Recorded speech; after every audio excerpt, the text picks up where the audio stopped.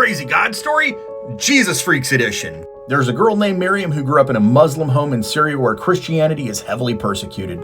At 13, she found a Bible and began reading it. It was life-changing for her. It answered a lot of questions that Islam couldn't.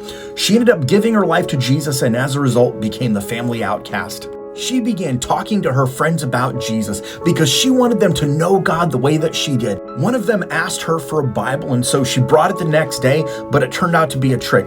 School officials knew she had it. They searched her bag and found the Bible. They called her dad in and said she is not allowed to bring the Bible to school anymore.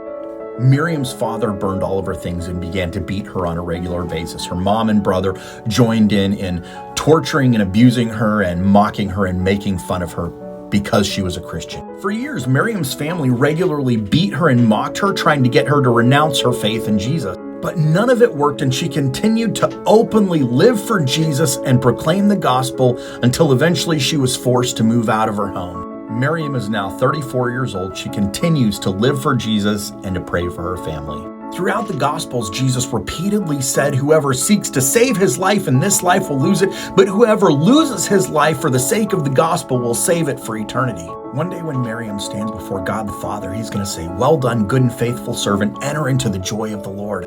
What are you living for? What is God going to say to you one day?